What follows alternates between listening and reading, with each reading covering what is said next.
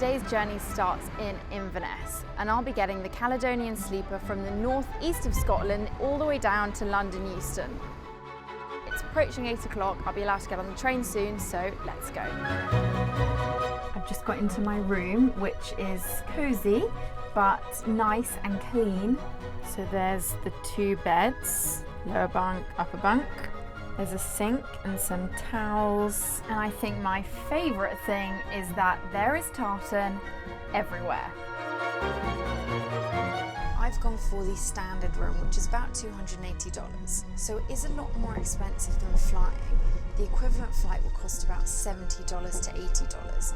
But for many people, it's an experience, it's a way to see countryside they've never seen before, or it's a convenient way for business people to get between London and Scotland without needing to pay for a hotel.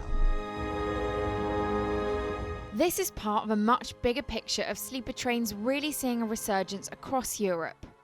There's a sleeper connecting Sweden with Brussels and Hamburg opening in 2022. The route between Brussels and Vienna gets going again in September, and a new route from Prague to Rijeka in Croatia goes through 5 countries. This train journey emits 0.03 tonnes of carbon dioxide per passenger, which makes it about 6 times more carbon efficient than the equivalent flight. But now there's the added factor of people not really feeling comfortable flying at the moment, and that's certainly something that my fellow passengers were saying when I spoke to a couple of them before we got on the train. You know, we're trying to cut down on flying and everything, but I think the fact that we thought the train would be safer was definitely a big thing for us. We're trying to do something pandemic friendly, but still make the most of Britain. There's normally a club cart, which is like a restaurant where you can go and sit and order food and order drinks. They have closed that at the moment and stopped all food and drink in the evening. I'm in my bed for the night and it's pretty comfy, although I have to say I think it's good that I am quite short, and when I lie down my feet pretty much touch the ends. I've got my Caledonian Sleeper face mask and earplugs, so good night.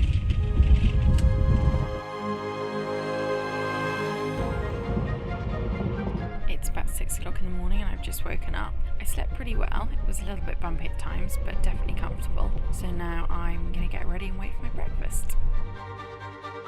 We are just approaching London and I've had my complimentary breakfast delivered. We've gone 800 kilometres down a lot of the length of the UK, and I was asleep for most of it, and the parts where I wasn't asleep, I've seen some of the most amazing scenery. It's a shame that a lot of stuff was shut because of the pandemic, but it has definitely made me want to come back and revisit the experience when things are a little more open up.